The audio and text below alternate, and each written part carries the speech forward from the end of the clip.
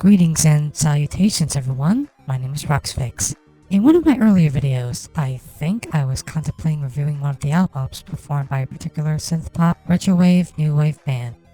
But after listening to every single track from every single album, and after watching their latest direct-to-video feature, The Search for the Treasure, the time has officially come. In this video, I'm going to be reviewing each and every piece of content from none other than Band Davian, which is, again, an 80s and 90s-esque band that has a leader, a co-leader, and 4 additional members. Without further ado, let's start with their discography, which is the fundamental part. Here's what I'm going to discuss first. Prior to the incarnation of Band Davian, and according to the pre-Davian days, their creator had a dream that involved himself and Alfred Weird Al Yankovic in a radio podcast, discussing how they'd like to team up with each other in upcoming parodies and original songs, and how Yankovic would become what Daniel tends to be, as in a graphic designer. A month after that, he listened to a catchy track on his local radio station called Dancing With Myself by Billy Idol, which gave him visuals of him dancing and singing it with a never visualized prototype of Davian wearing Elvis Presley style clothes, dancing with him in the background. I could be wrong, but that's exactly what I read at the end of one of the paragraphs on the About page of the Band Davian website. And that, my friends, was what led to the band's incarnation. Now, on the topic of their discography. As common as it sounds, songwriters perform demo tracks of their music before composing final versions. Take a listen to Pup Feet, for example. It states on the Band Davian Archives channel that it was recorded on December 26, 2021. The final version was recorded a month later, it seems. And that song I mentioned comes from the album that started their discography, and it's called Reliving the Golden. The album had 12 songs, and 2 of them that go under the names Pup Feed and It's Gonna Be Great appear to be covers from the Chats and the PBJ Artist series respectively. I've listened to each and every one of them, and I will be pointing out the noticeable things from the album, along with the sound that honestly could have done better. There was only one song from the album that referenced a nursery rhyme, and that is Old MacDougal for the Band.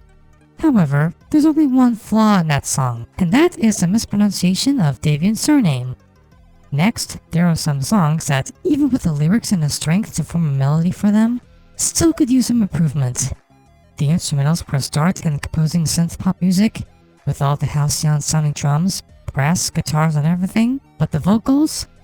Well, if I may be honest, Danny tends to use his normal microphone when he sings under his mascot. But the rest? It sounded like they were sung using a voice modulator, a certain one to be his personal favorite. I mean, it's totally understandable to emulate voice acting and singing as another person, but in my eyes, I feel like it's recommendable to hire a singer to sing as Davian, Moby, Stella, Pearl, and all the other characters in one of those songs. Well, you do you. Then, there's another album that came after Reliving the Golden. It was going to be released by the time Maribel Whelan's birthday would come, but eventually it was pushed forward to May 12th. And the album is called Hexatastic. As if the album I mentioned wasn't enough to have noticeable stuff within, let's look at the second one. According to the description, Hexatastic had 7 covers of existing songs and 3 parodies, which, as far as I'm concerned, seemed more like a full-blown cover parody album considering the amount. I was looking up every single original track, and a small portion of them appear to be obscure, as in difficult to find. Needless to say, Hexatastic might be enough to engage in improvement from the previous album, but at the same time, a portion of music from that album should have continued using some work. Not to mention, the song Hexatastic came from the fact that Davian and his teammates were visualizing a song in a recording studio, prior to Stella Elise coming up with one. It took place in the reuniters of Musical Glory, which we'll get to eventually. Oh, and I will be disclosing my rating for the entirety of the albums from Band Davian after I discuss them as a whole. And for that to happen in the long run, let's make an assessment of the third album, which is called Time the Rewound. The name itself felt unique in an opposing scheme, and the choice of the album art taking cues from Steven Spielberg's Back to the Future film series seems to be volume speaking of the band's favorite decade. It seems that Band Davian's latest album has some phenomenal outputs. One song that's longer than the rest, a remix of Thunderstorm as a bonus track, and, yet again, another cover of a particular song that describes Moby's affectionate relationship with Stella. When I searched Bandavian on YouTube not too long ago, the songs from their recent album made it to the top list. Thunderstorm and its remix, Memory Lane, Yeehaw Sid, Hoot and Holler, Arcades Rock, etc. The vocals may still sound mediocre, but the instrumentals? Jeez Louise, Dan. I had no idea you'd worked that hard on them, especially Alchemy, which is ballpark 6 minutes long. And after listening to each and every track from said album, it unquestionably felt like a science fiction genre to me, especially Thunderstorm. Doesn't that also give you, vibes of sci-fi and action cartoons from the 1980s? Predominantly ones produced by Marvel Productions and oh wait, am I reading a mind? I think I am. Anywho, Time to Rewound is surprisingly monumental and somewhat exceptional. And the fact that there's a Thunderstorm remix makes an interesting unification between songwriters and collaborators. Dare I say, first remix in a while, am I right? Now that I'm finally finished reviewing the albums, here's the analysis based on my opinion on how the songs were done. Instrumentals, 8. Vocals, 4.5. So that makes 7.5. I apologize if this is not how the rating analysis goes, or if I got it wrong in general. However, this is my solid standpoint on the entirety of Bandavian songs from a trilogy of albums. There might be more to come from them in the long run, but for now, it is what it is. This concludes the discussion regarding their discography and establishes the review of one of the direct-to-video cartoons, the name of which is called The Musical Adventures of Bandavian. Let's talk about it. You ready? So, The Musical Adventures of Bandavian is basically like a direct-to-video adaptation of the aforementioned franchise, or band however you see it. As I can tell from the choice of the title, the storylines, and a few familiarities, the miniseries takes a portion of cues from the wacky adventures of Ronald McDonald. According to its establishment, there was originally going to be an equal quantity of episodes as the other miniseries they took cues from, but eventually, one was omitted from the list as it was replaced by an upcoming theatrical adaptation of the franchise, which is called Bandavian Six-Some Spectacular. 2 episodes out of the 5 were finished already and released in the same year because commonly, a few Bandavian materials were going to be released the next year. But due to the speed of production, the wait to release them next year became pointless. Way to excite your audience. Anywho, let's begin reviewing the first episode, and the name of it is The Reuniters of Musical Glory. Starting with the story, The Reuniters of Musical Glory centers around Davian and his group of musicians, establishing an, of course, musical adventure by drafting and performing a song in a recording studio, with the apparent inspiration from hit music from the retrogressive decades. As usual, a majority of the characters appearing in the motion picture were all voiced by the creator himself. Well, except for the Minneapolis live music venue announcer, who essentially used an AI voice model of none other than Chuck E. Cheese from the late 70s to early 80s. Nothing else. I mean, that's a singular way to visualize a real voice actor voicing a character. Consider the announcer, because let's be real. According to my research and outlook, and simply put, AI covers, gaming videos, and others of their kind are spreading across the internet like peanut butter and jelly. Back on topic, the direct-to-video feature also had some run-of-the-mill and mild scenes and dialogue, one of which feels crazy. For example, Danny is trying to ask Davian a question about a room that gives their suitcase more space to make it from one place to another. And what happens amidst? Moby interrupts him the second he spits out a word, and Moby, of course, makes a rhyme out of it. It happens 7 full-blown times to the point where he is chastised, being told to cut it out. Honestly, as much as that scene does have humor with the constant interruption and rhyming combined, it does tend to get annoying when you try to ask someone about something and you get interrupted by some sort of, I don't know, an individual with a mischievous attitude? Let's see what else is there. Oh yes! In the Minneapolis live music venue, One of the characters in the audience has some remarkable similarities between the characters from the Tiny Toons series and the 50% portion of them.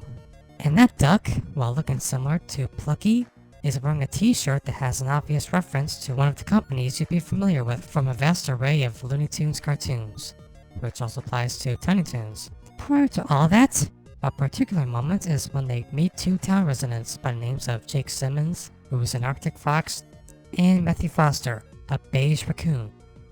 And for demonstration purposes, they perform a ditty of one of the songs from their very first album, Reliving the Golden. It's called Old MacDougal for the Band, which again is a reference to a particular nursery rhyme. Needless to say, it's mind-blowing. On top of that, I've noticed a few catchphrases and recurring scenes that are within Band Davian's musical adventure series. The order goes like this. Davian calls Jambo for some helpful advice. Davian gets every single one of his group prepared. Big trip preparation, car ride anticipation, and a song about a car ride? Moby going all rascally with Danny before he's told Moby cut it out. Davian says back to the car and down the pipes will go when their adventure is over. And last but not least, an outro. Significantly, the song Hexatastic is played live on stage before Rocket Roll It, and that gave listeners the first listen to the entire song. And let this be known, the studio version sounds exactly the same as the live version, but without the audience cheering and Danny and Pearl talking. Pearl finally had a chance to play the accordion for the audience according to Danny, because her accordion play unfortunately wasn't featured in the Reliving the Golden album until Hexatastic, and of course, Time the Rewound. This might have been rather short, but this is my complete summary of what I've seen from the feature that only took 38 minutes to analyze what is noticeable and what's not. At the end of the day, due to the nature of the motion picture, the storyline and whatnot, I decided to rate The Reuniters of Musical Glory a 7.5 out of 10. Well, that's all there is to it with this one. Now let's proceed with the next one. The Search for the Treasure. First, I would like to denote that The Search for the Treasure is the very first production that come from Life's Coals, BN Productions, and ING Network Originals. Who knows if the Reuniters of Musical Glory would eventually have said companies plaster the logos on both ends of the direct-to-video cartoon. Anyways, this story begins when a pirate by the name of Captain Sean Howell and his 3 pirate mateys are on a treasure hunt. Prior to that, the captain points out that the treasure disappeared from his ship, and he apparently wanted to surprise his mateys with the gold inside. Eventually, a burglar by the name of Drake Derange took it from their ship and passed it off as his own reward. Throughout the whole adventure, it consists of one of the following noticeable things, while one of them is just recycled from their previous adventure. Little do you guys know that Moby tends to get a little mild with the way he says those unhinged remarks. For instance, when Moby asks why they can't swim on the island, Danny responds by saying that they don't want to get their clothes all wet. Then he responds, well, just take them off! Bruh. Which, to be fair, not only comes off as questionable to my standards, but is not the best way to get from one spot to another on the island. The idea to canoe to the point where they approach the captain is the best compensation, and while they're on the captain's ship, they plot a triad of clues regarding the disappearance of the treasure, and they were all written down by Danny, though it doesn't show that he wrote down the last clue, aside from anonymous pirates and treasure theft. Another remarkable thing to point out is that the song Where's That Chest was performed 3 times. The first 2 are just the same, and the third one was a reprise. The first 2 were all sung while the captain and the band were conveying from one location to another, and the reprise was when they finally achieved the Holy Grail by obtaining the treasure that Drake stole. The confrontation between the captain, the band, and the burglar was well played because stealing goods can inevitably lead to the pirate's mateys hanging him from the yardarm. Ain't that right? And lo and behold, the search for the treasure finally has some voice actors, instead of just having Daniel voice all the characters himself. Ones that are authentic, and the others that are AI-esque. Again, and simply put, AI is galore, with gaming videos, song covers, what-ifs, and other creative projects. All I can say about the animation is that it could still have some life-likeness. Some parts of the body should still bend, stretch, shift, be flexible, and anything else connected to the meaning of fluency. The singing could also use some accuracy because some say that the singing is of low quality, and believe it or not, just like voice actors who only do the talking of the characters, why not hire singers too?